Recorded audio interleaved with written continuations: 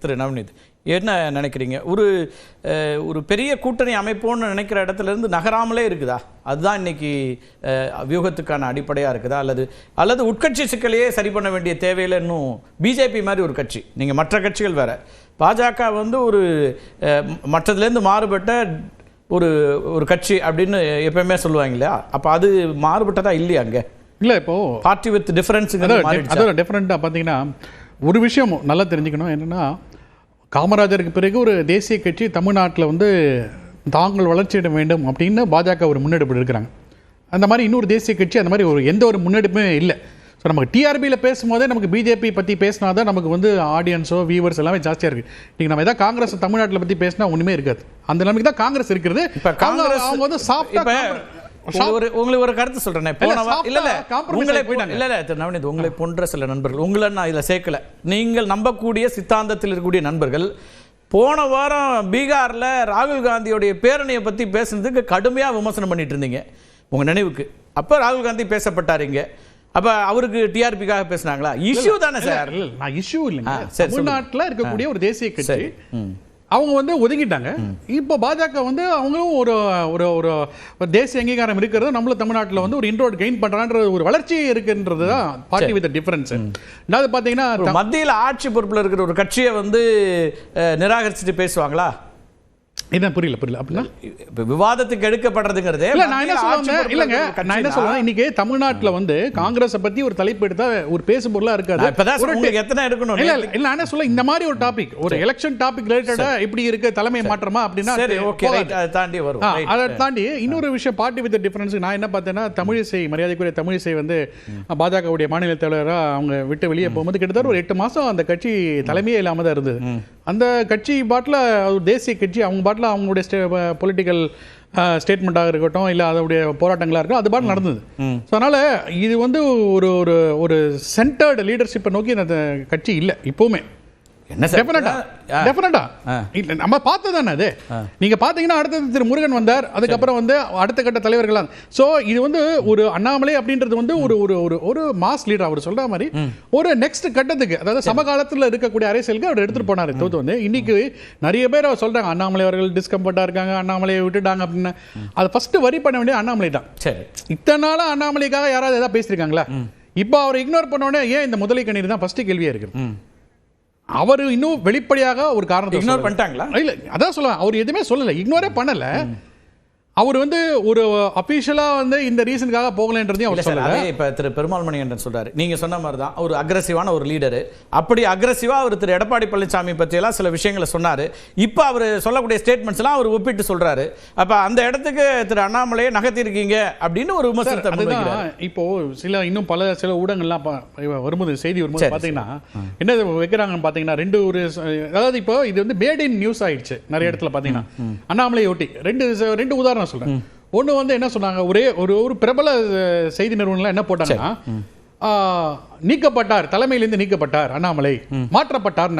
எங்க மாற்றப்பட்டார், எங்க நீக்கப்பட்டார் அண்ணாமலை? பாரதிய ஜனதா கட்சியில அவங்களுடைய ப்ரொசீஜர் பிரகாரம் எலெக்ஷன் நடக்குது. அதுக்கு திரு நயினா நாகேந்திரன் அப்ளை பண்றாரு. சரி, அவரு நாமினேட் ஆறாரு, அவரு செலக்ட் பண்றாரு. அந்த தேர்தல் எப்படி நடந்ததுன்னு இப்ப நம்ம பேசணும்னா அது விரிவா சொல்ல முடியும். தேர்தல் எப்படி நடந்துச்சு, எப்ப அவர் நாமினேஷன் ஃபைல் பண்ணாரு, யாரெல்லாம் நாமினேஷன் ஃபைல் பண்ண முடிஞ்சிச்சு, அதெல்லாம் சொல்லுங்க. அதெல்லாம் நான் எல்லாமே சொல்றேன். நான் என்ன பேச தயாரா இருக்கேன். ஆனா என்ன சொல்ல வரேன், யாரும் அதிரடியா நீக்கவில்லை அவர் அண்ணாமலை. ஆனா டைட்டிலே மாற்றப்பட்டார், பேசப்பட்ட பல விமர்சனம். ஒரு உதாரணத்துக்கு சொல்றேன். அடுத்தது ஒரு உதாரணத்துக்கு உங்கள்ட்ட நவநீதன், இப்போ ஒரு உதாரணம் சொல்றேன். இன்னொரு கட்சியில் நடந்துச்சு, அப்படியே பக்கத்து ஆபீஸ், அந்த பக்கத்து ஆபீஸ்ல ஒரு தலைமை மாற்றப்பட்டுச்சு. ஒரு மாநாடு போடுறாங்க. மாநாட்டுல திரு கே பாலகிருஷ்ணனுக்கு பதிலாக திரு சண்முகம் தலைவராக, பொதுச் செயலாளராக, அதாவது தமிழ்நாடு மாநில செயலாளராக தேர்ந்தெடுக்கப்பட்டாரு. இப்போ என்ன சொல்றோம், பாலகிருஷ்ணனுக்கு பதிலாக சண்முகம் வந்திருக்காரு சொல்றமா இல்லையா? அதே தானே இங்கேயும். வேற என்ன நீங்க சொல்றீங்க? எனக்கு புரியல. நீங்க அண்ணாமலை விட்டு எப்படி இருக்குதுன்றது நான் சொல்ல வரேன். அதே தான்றேன். இல்லங்க, மாற்றப்பட்டார், நீக்கப்பட்டார். சரி, இப்ப கே பாலகிருஷ்ணன் மாற்றப்பட்டு சண்முகம் வந்தார் தானே சொல்றோம். இவங்க சொல்றது அதிமுக நீங்க பாக்குறதுல நான் சொல்றேன், நீங்க அதை மட்டும் தனியா பாக்குறீங்க. டெஃபினட்டா சொல்றேன், கான்ஃபிடென்ட்டா சொல்றேன். அதிமுக அழுத்தத்தால் நீக்கப்பட்டார், மாற்றப்பட்டார்னு சொல்றாங்க நிறைய பேர். ஒரு பல விமர்சகர்கள் சொல்றத பார்த்தேன். சரி, அதே மாதிரி இன்னொருத்தர் சொன்னாரு, என்னன்னா அண்ணாமலை ஏன் நிர்மலா சீதாராமன், மணிகண்டனே சொன்னாரு, அவர் அதான் கை காமிக்கிறாரான்னு தெரியல. மணிகண்டனே சொன்னாரு அதிமுக அழுத்தத்தினால தான் அண்ணாமலை மாற்றப்பட்டார் கடந்த காலங்களில் பேசியிருக்காரு. அதெல்லாம் இருக்கா இல்லையோ? சார், எனக்கு ஒரு நவநீத் ஒரு செகண்ட் நான் என்னோட வியூ சொல்றேன் உங்க அனுமதியோட. சார் அதாவது 2024 வரைக்கும் அண்ணாமலை என்ன சொன்னார் அப்படின்னா, அவர் ஒரு இன்புட் கொடுத்து தனியாவே எங்க கட்சியை பெரிய அளவுல வளர்த்த முடியும்னு சொன்னது டெல்லி அவருக்கு ஃப்ரீ ஹேண்டடா கொடுத்து விளையாட சொல்லிச்சு. பட் ரிசல்ட் கிடைக்கல. எதிர்காலத்துல அதிமுகவோட கூட்டணிக்கு நாம போறதா இருந்தால் அண்ணாமலை இருந்தா அது சரிப்படாதுங்கிறதுனாலதான் பிஜேபியை தானா வந்து அதை மாத்துச்சு. இதை நாம மறைச்சு பேச வேண்டியது இல்லை சார். இது மக்களுக்கு எல்லாத்துக்குமே தெரியும். இல்லைன்னா அவர் தொடர்ந்து இருப்பார். Right, okay sir. தொடர்றதுன்றது அந்த கட்சியோட எப்படி இருக்குன்றது, ஏன்னா இது டைனாஸ்டி கட்சி கிடையாது. கண்டினியூஸா அவங்க பெரிய போட்டு வரதுக்கு தமிழ் அதான் சொல்ல வந்து அதுவும் as per procedure தான்.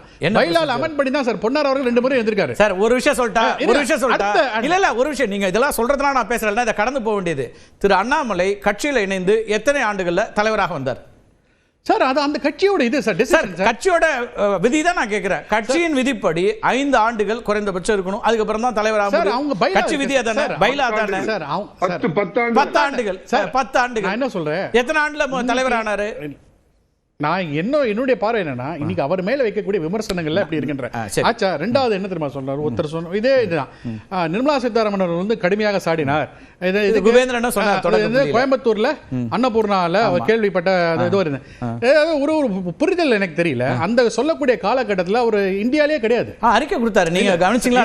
கவனிச்சேன். அவர் இந்தியாலே இல்ல, அறிக்கை கொடுத்தாரு சார். அதான் சார் அது வர்ற அந்த சம்பவம் வந்து அவர் ஆர்கனைஸ் பண்றதுக்கான வாய்ப்பே கிடையாது. சரி, ஃபர்ஸ்ட் அண்ட் ஃபார்மோஸ்ட். ஏன்னா அவர் வந்து ஆக்ஸ்போர்ட்ல படிக்க போயிருக்காரு. சரி, அதே ஒரு தவறா பிரிச்சு கேளுங்க. அதுக்கப்புறம் அந்த நிகழ்ச்சி நடந்த பிறகு தனிப்பட்ட முறையில் அந்த ஓனர் வந்து சந்திக்கும் போது அந்த வீடியோ காணொளி வந்து பாஜகவுடைய ஐடி விங் வெளியிட்டாங்க அப்படின்றத போது அதற்கு அங்கேருந்து அவரு ஒரு மன்னிப்பு கேட்கிறார், ஒரு வீடியோ வெளியிடுறாரு. சொல்றேன் இங்க வந்து அதுக்கு ஒரு கோர் கமிட்டி மாதிரி ஒன்று ஆர்கனைஸ் பண்ணி கொடுத்துட்டு போயிட்டாங்க. இது அவங்களோட பொறுப்பா இல்ல இவரோட பொறுப்பா? இல்ல இதுலதான் என்ன பிரச்சனைனா, நீங்க புரிஞ்சுக்கிட்டதுல அல்லது நான் எனக்கு புரிஞ்சுக்கிட்டா சொல்றேன்.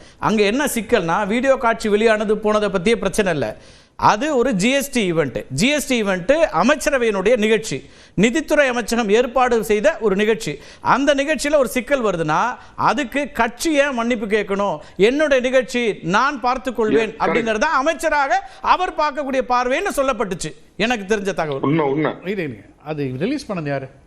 அத பத்தி இங்க சிக்கல் இல்ல சார். ரிலீஸ் மாரல் அக்கவுண்டபிலிட்டி, மன்னிப்பு கேட்கிறதுங்கிறது தான் சிக்கல்னு சொன்னாங்க. இதுவும் எனக்கு தெரியாது, தகவலாக வந்தது. இல்ல இது ஒரே ஒரு விஷயம்.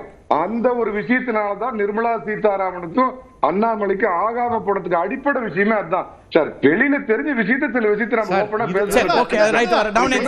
அதுதான் இந்த மாதிரி பல யூகத்துல அடிப்படையில் தான் பேசுறாங்க. இன்னைக்கு வந்து அவ்வளவு டிஸ்கம்ஃபர்ட் இருக்குன்ற போது வந்து அண்ணாமலையை வந்து அழைக்கணும்ன்றது யாரை கேட்டு அழைக்கணும்? பாஜக தலைவர்கள் நம்ம எல்லாரும் கேட்டு யாரையும் கேட்க வேண்டிய அவசியம், அவங்க தான் முடிவு பண்ணணும். அவங்களா முடிவு பண்றது. சோ அவங்களா முடிவு பண்றாங்க. அதுக்கு ஒரு ப்ராப்பரா ஒரு என்ன ரெஸ்பான்ஸ் பண்ண போறான்றத பொறுத்து தான் பார்க்கணும். சோ இப்போ கல நிலவரத்துல பாத்தீங்கன்னா நீங்க சொல்றது நவுராம இருக்கா, அந்த இந்த ஸ்டக்கா இருக்கான்ற போது வந்து அது ஒரு பிம்பமாக தான் நான் பார்க்கிறேன்.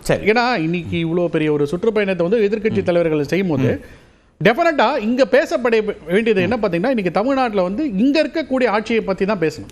இப்ப நீங்க கேட்டீங்க, இப்ப சார் சொன்னாரு 12 காலத்தோடைய சுமையை எடுத்துட்டு போனோம்னா, அப்ப நீங்க யோசிச்சு பாருங்க 2007 காலகட்டத்தில் double Sarkar, DMK double engine Sarkar, Congress. அப்போ ஏன் மாற்றப்பட்டாங்க 2011 திமுக? எதனால மாற்றப்பட்டாங்க? நீங்க வந்து தமிழ்நாடு அவ்வளவு நல்லது பண்ணீங்களா? அப்போ மத்திய அரசாங்கத்தோட நெருக்கடியை அவங்க சமாளிச்சாங்க, எல்லாமே வந்துச்சு. அதுதான் அவர் சொல்றாரு சார். அவ்வளோ நீங்க தமிழ்நாட்டுக்கு நீங்க அவ்வளவு நல்லது பண்ணியிருந்தீங்கன்னா நீங்க 2வது தடவை வந்திருப்பீங்க. சரி, அது நடக்கலையா? அது ஸோ அது டபுள் இன்ஜின் சர்க்கார் ஃபெயில் ஆயிடுச்சு. ஏன்னா அன்னைக்கு வந்து அம்மையார் வந்து என்ன கள நிலவரமோ தமிழ்நாட்டில் அதை தான் பேசணும். சரி, ஸோ இதை வந்து இலங்கை தமிழர்களை பற்றி பேசினா கூட திமுகவுக்கு வந்து அது ஒரு பேர்டனாக தான் இருக்கும். அதை பற்றி டிபெண்ட் பண்ணணுமே தோத்து வந்து அதை கடந்து என்ன வேற பிரச்சனைகள் இருக்குல்ல தமிழ்நாட்டில். ரொம்ப என்ன சார் வெளிப்படையாக தெரிகிற விஷயத்தில் இருந்த கூட்டணி கட்சிகள் கொஞ்சம் தள்ளி போகிறாங்க. அல்லது இப்போ உட்கட்சியில் நீங்கள் சொல்கிறீங்க பாருங்கள், இதெல்லாமே பேசக்கூடியதாக இருக்கா? ஒரு கட்சி பாஜக வந்து அடிப்படை கேள்வி தான், பார்ட்டி வித் டிஃப்ரென்ஸாக இருக்கா, பார்ட்டி வித் டிஃப்ரென்ஸ் ஆஃப் ஒப்பீனியனாக இருக்கா? சார் இப்போ நீங்கள் காங்கிரஸ் கட்சியில் எடுத்தீங்கன்னா, இங்கே தமிழ்நாட்டில் எடுத்துங்க, சிவகங்கையை சேர்ந்த எம்பி அவர் ஒரு கருத்து வெளியிடுறாரு. ஒரு தலைவர்கள் வந்து ஒரு கருத்து வெளியிடுறாங்க. அதுக்குன்னு வந்து it is party with difference of opinion அவங்களையும் சொல்ல முடியுமா? அவங்க தான் நீங்க வந்து இதுலயே சேர்க்க மாட்டீங்களா? எங்க அளவுக்கு ஸ்பிரிட்டோட எந்த கட்சி இருக்குன்னு நான் என்ன சொல்றேன், அந்த மாதிரி மேபி தலைவருக்குள்ள இன்டிஃபரன்ஸ் ஆஃப் ஒப்பீனியன் இருக்கலாம்.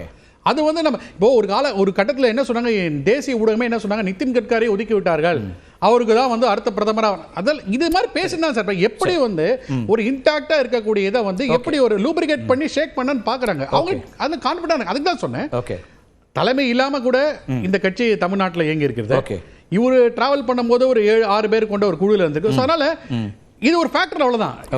இது கடந்து போய் இப்ப எடப்பாடி அவர்களுடைய இந்த பிரச்சாரமும் பாஜகவுடைய இப்ப அமித்ஷா அவர் களத்துல அவர் சொல்ல மாதிரி பிஆர் எலெக்ஷன் முடிஞ்சு இன்னும் கொஞ்சம் வந்து ஆக்சிலேட் பண்ணுவாங்க அவங்க. ஏன்னா அப்பதான் கிட்டக்க வரக்கூடிய தினகரன் என்ன சொல்றாரு டிசம்பர்ல அப்பதான் அந்த 3-4 மாச காலகட்டத்தில்